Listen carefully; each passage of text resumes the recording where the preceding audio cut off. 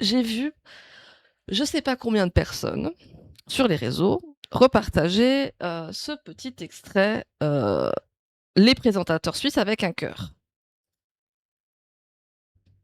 Merci. Ben voilà, nous arrivons au terme de cette Coupe du Monde qui... Et donc, je vous montre la vidéo qui a aussi été repartagée par la RTS, qui a fait un petit hat-trick. Le commentaire tranché de notre commentateur David Lemos à l'issue de cette Coupe du Monde. Allez.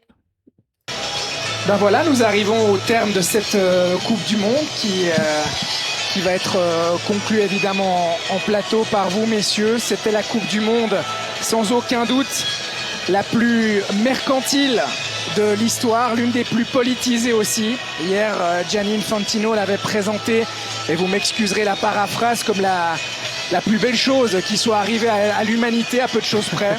Et ce qui est sûr, c'est qu'elle aura rapporté plus que jamais auparavant. Elle nous aura donné de magnifiques satisfactions, de beaux moments sur le plan sportif, un beau vainqueur.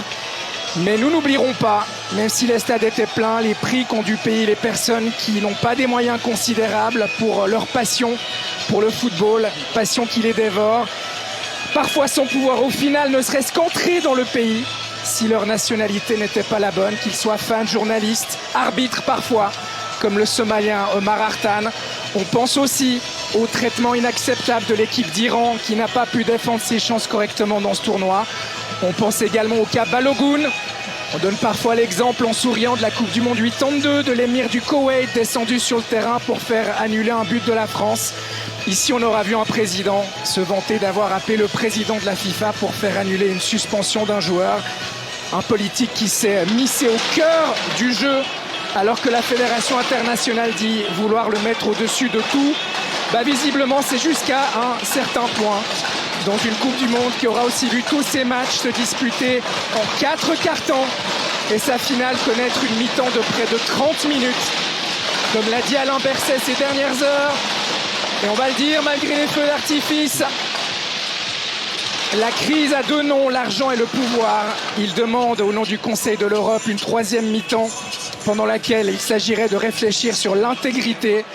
Il y a aujourd'hui pour beaucoup une crise de confiance entre de nombreux acteurs de ce sport et leur fédération internationale. Ces prochaines semaines, l'argent va pleuvoir sur beaucoup de fédérations, sur beaucoup d'acteurs de ce sport qui seront gentiment invités à se taire et à tendre la main. On a le droit d'avoir l'espoir que certaines choses seront relevées et qu'on ne les reverra plus. Donc voilà. Alors, c'est bien dit les termes. Oui, il dit les trucs. Mais moi, ce qui me saoule, c'est que donc là, la RTS repartage ça. Est-ce que je dois vous rappeler autre chose, les gens? Je sais pas, est-ce que je dois vous rappeler ça?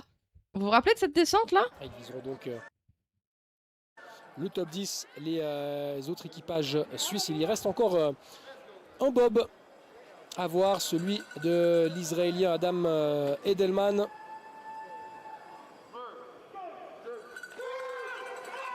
Adam Edelman, première participation aux Jeux Olympiques, qui s'autodéfinit sioniste jusqu'à la moelle, je le cite, qui a posté plusieurs messages sur les réseaux sociaux en faveur du génocide à Gaza. On rappelle que génocide, c'est le terme employé par la commission d'enquête de l'ONU sur la région. Edelman qui a notamment dit de l'intervention militaire israélienne qu'elle était, là aussi je cite, c'est la guerre la plus moralement juste de l'histoire. Il a aussi tourné en dérision une inscription Free Palestine sur un mur de Lillehammer en marge d'une étape de Coupe du Monde.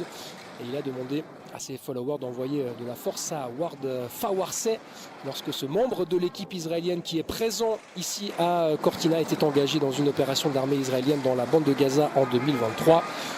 On peut donc s'interroger sur sa présence à Cortina durant ces Jeux, puisque le CIO avait indiqué que les athlètes qui ont, je cite, soutenu activement la guerre en participant à des événements pro-guerre, en étant engagés militairement ou via leurs activités sur leurs réseaux sociaux, n'étaient pas éligibles à une participation. Ça, c'était pour les athlètes russes en l'occurrence, afin d'en autoriser certains à concourir sous bannière neutre. On rappellera qu'une polémique a déjà éclaté dans ce centre Eugenio Monti en raison du refus d'un skeletonneur ukrainien de renoncer à un casque à l'effigie d'athlètes ukrainiens tués au front ou lors de bombardements russes. Le CEO qui a disqualifié ce Vous vous rappelez de cet skeletonneur qui arrive événement-là? en France selon l'instance. La règle sur les messages politiques sur les lieux de compétition. Vous vous rappelez? Comment est-ce que la RTS a traité ce journaliste et comment il a traité le Nous journaliste arrivons qui a au fait ça? terme de cette Comment il y a eu une différenciation? Ce serait intéressant, non, peut-être d'en parler? Parce que moi, je me suis dit, bah, en fait, moi, je vous avoue, j'ai vu d'abord la vidéo du vieillard syndicaliste. Je me suis dit, oh putain, le journaliste, il va être dans la merde pour avoir dit ça. Pourquoi je me suis dit ça? Parce que j'avais encore en tête ce qui s'était passé avec Stéphane Reyna. Parce que Stéphane Reyna, quand il a fait ça, lui, il n'a pas eu le droit à une vidéo.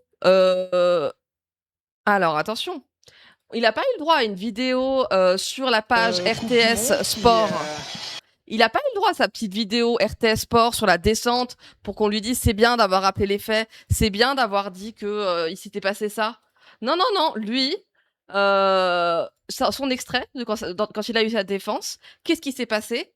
La RTS a supprimé le message de la plateforme. Tous les médias l'ont attaqué. Hein? Hop. Il a dû s'excuser, hein, mais il n'a pas été suspendu. La chaîne estime que le positionnement politique d'un athlète pouvait être mentionné à l'antenne tout en reconnaissant que la séquence diffusée était trop longue pour un commentaire sportif. Elle a été depuis retirée.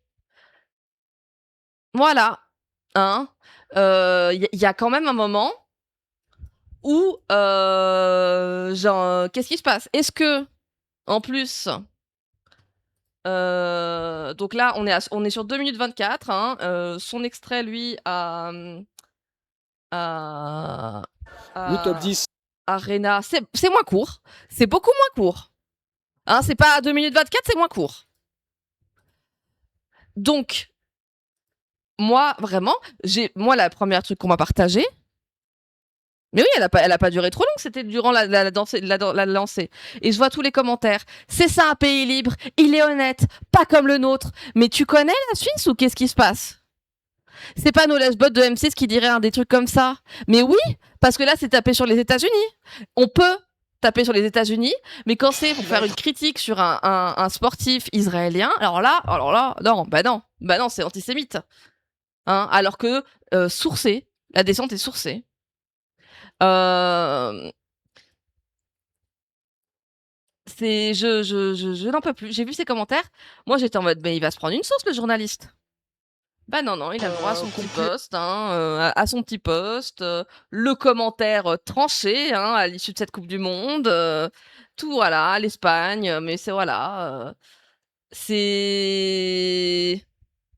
Mais par contre, dire la même chose sur les JO, ce deux poids, deux mesures, non, non, il n'y a pas intérêt. Et surtout, moi, ma question, c'est Stéphane Renat, je ne sais pas. J'ai envie de dire que c'est pas un homme blanc. Je sais, enfin, tu peux avoir ce doute aussi. Est-ce que c'est ça la différence? Parce que si alors, je shame absolument pas David Lemos. Hein. David Lemos a dit les termes. Moi, je shame la différence hop, ouvrir l'image. De traitement. Ça, c'est David Lemos qui a fait ce commentaire. Est-ce qu'il y a une différence peut-être de l'homme blanc? Après, perçu comme blanc, hein, parce qu'on on sait très bien comment c'est. Moi, je ne comprends pas. Ouais, on voit pas les couleurs. Non, c'est vrai, ça doit être ça. Non, mais c'est moi. C'est.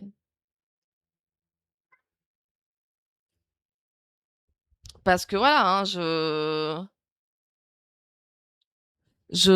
moi vraiment, je me suis dit, mais il va se prendre une sauce, le journaliste. Eh ben non. Eh ben non. Non, non, mais parce que il critique ce qui est critiquable. Enfin, tu vois, il est en mode. Je suis entièrement d'accord avec ce que dit David Lemos, mais je ne suis pas d'accord avec le traitement différencié que fait la RTS sur cet extrait et sur celui de David de Stéphane Renat. Donc voilà. Ah oui. Mais oui, mais c'est ça. Et moi, ça, je trouve ça problématique. Critiquer les USA est moins polémique que la critique de l'État d'Israël, oui, mais ce n'est pas normal de voir ce deux poids deux mesures. Pourquoi est-ce que tout d'un coup là, tout le monde était en mode ce n'est pas normal de parler de politique, et là tout d'un coup c'est normal. Donc moi voilà, je suis dégoûtée. Voilà, le journaliste a eu l'audace, hein, de questionner la participation d'un athlète israélien à la manifestation. Il relevait le deux poids deux mesures du CIO, machin. La sphère médiatique se déchaîne. On reproche au commentateur d'être sorti de son rôle et d'avoir glacé vers une analyse géopolitique qui n'avait pas lieu d'être. On s'offusque qu'il ait articulé le terme que ses collègues de l'information ne doivent pas prononcer, génocide. Il a pourtant expliqué qu'il s'agissait du terme utilisé par une commission d'enquête de l'ONU au Moyen-Orient. Quand on ne veut pas voir ni entendre une réalité, on critique la forme et on tire sur le messager. Et là, ouais, moi, c'est vraiment les lobbies pro-Israël pèsent de tout leur poids sur la politique suisse. La propagande infiltre nos médias, mais la nature des crimes commis à Gaza crève l'écran. Oui. Funky, oui, mais tant qu'on n'est pas sioniste, voilà. Mais bon. Donc, moi, c'est ce deux poids deux mesures qui m'énerve. Donc on verra. Qu'est-ce que, en fait, voilà, de voir tout le monde encenser la Suisse, alors que bravo amis suisses d'avoir dit la vérité clairement. Non mais t'es pas israélien. Les journalistes français devraient s'inspirer d'une telle franchise qui traduit que le monde entier a vu, pensé. Les Argentins, mis à part, ici, c'était la langue de bois. Mais en fait, en plus, franchement, c'est tellement un commentaire. En plus que j'ai souriant de la jeu. Justement, en mode oui. Mais voilà. Donc bon. On verra. Moi, j'avais besoin de faire ce coup de gueule. Parce que vraiment, quand j'ai vu ça, j'étais vraiment en mode le journaliste va se prendre une sauce. Eh bah non. Ah bah non. Ah bah il faudrait pas. Hein.